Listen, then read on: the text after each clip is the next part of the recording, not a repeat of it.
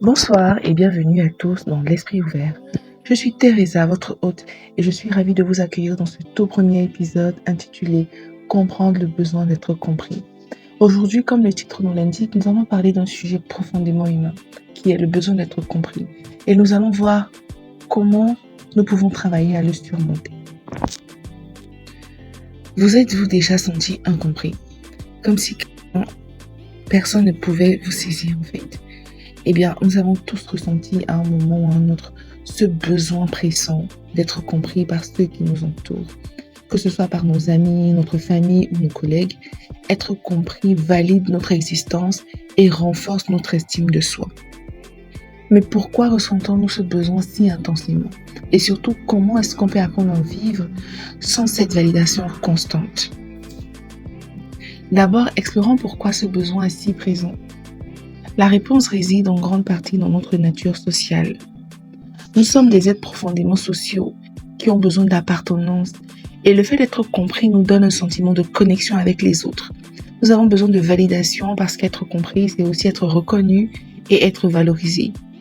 Nous avons également peur du rejet parce que pour nous, ne pas être compris peut être engendré comme un sentiment d'isolement. Et la compréhension mutuelle, c'est un pilier de nos interactions. Sauf qu'il y a un hic. Tout le monde ne peut pas toujours comprendre ce que nous ressentons ou nous pensons.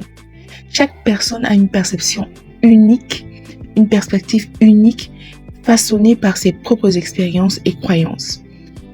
Toutefois, il faut noter que ce besoin peut aussi être lié à des blessures d'enfance, qui sont souvent nommées les blessures de l'enfant intérieur, parmi lesquelles on peut noter la blessure du rejet. C'est quand un enfant a souvent été rejeté ou ignoré. À ce moment-là, il peut développer un besoin constant d'être compris pour éviter de revivre ces sentiments de rejet. On a aussi la blessure d'abandon, où les enfants qui ont vécu des expériences d'abandon peuvent rechercher une validation constante pour se rassurer qu'ils ne seront pas abandonnés à nouveau.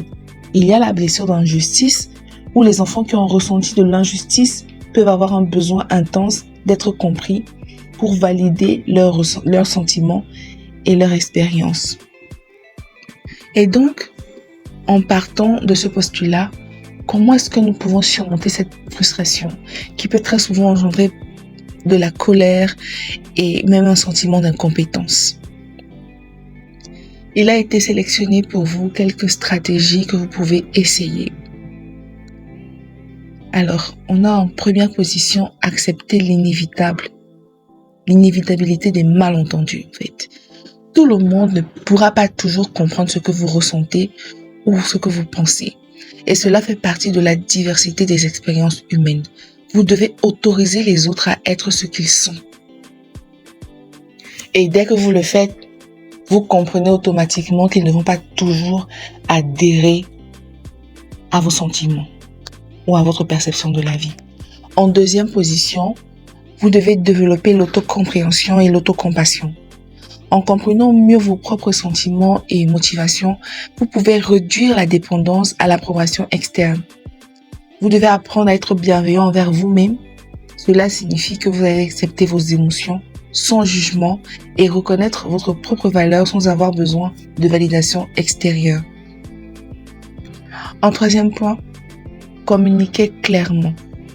Travailler sur vos compétences en communication peut aider à transmettre vos pensées plus efficacement et à réduire les frustrations liées aux malentendus.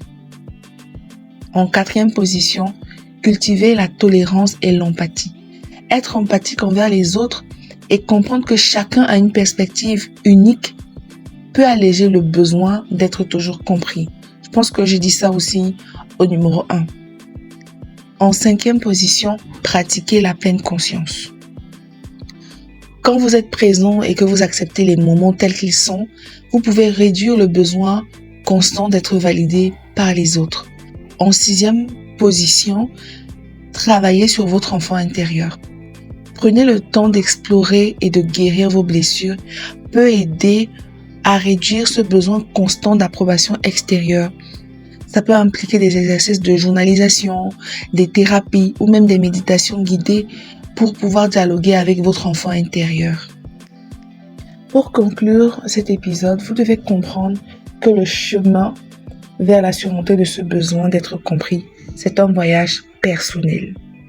Ça prend du temps et de l'effort, mais le résultat peut être incroyablement libérateur.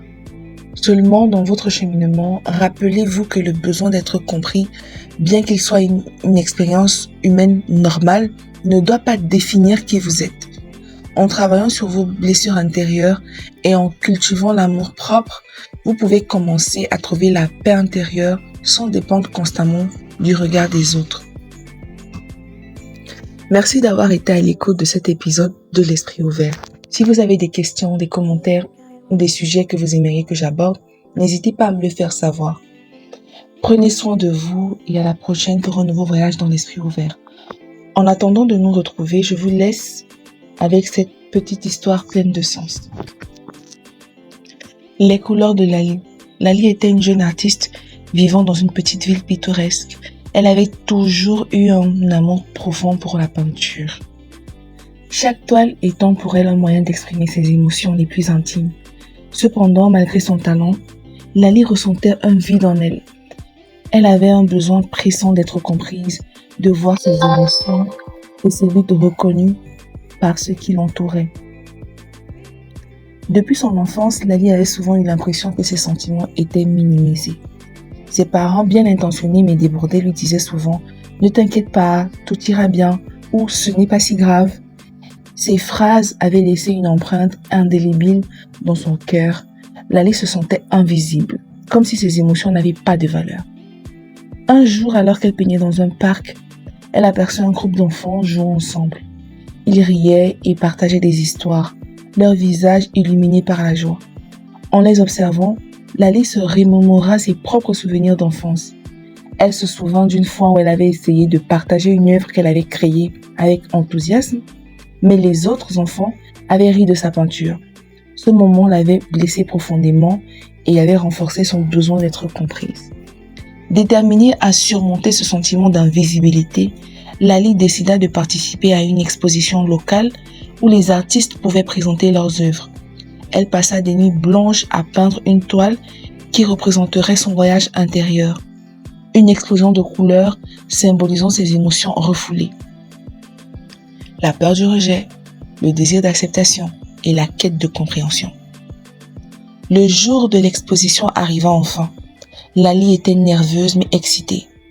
Elle se tenait devant sa toile immense, espérant que les visiteurs verraient au-delà des couleurs et comprendraient son message. Alors que les gens passaient devant sa peinture, elle pouvait entendre des murmures. Certains admiraient la technique, d'autres commentaient les couleurs vives. Mais au fond d'elle, ce qu'elle désirait le plus était que quelqu'un reconnaisse la profondeur de son travail. Elle attendait avec impatience ce moment où quelqu'un viendrait vers elle pour lui dire « Je comprends ce que tu ressens ». Finalement, une femme âgée s'approcha de Lali. Ses yeux s'illuminèrent en voyant la toile. Elle resta silencieuse pendant un moment, observant chaque détail avec attention. Puis elle leva les yeux vers Lali et dit doucement « Cette peinture raconte une histoire profonde. Je peux sentir ta douleur et ta beauté à travers ces couleurs. » Lali fut submergée par l'émotion. Pour la première fois depuis longtemps, elle se sentait vraiment comprise. Les mots de cette femme résonnèrent en elle comme une mélodie apaisante.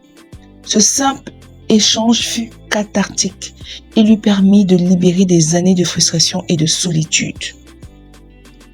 À partir de ce jour-là, Lali comprit que même si le besoin d'être comprise était toujours là, elle pouvait commencer à trouver cette compréhension en elle-même.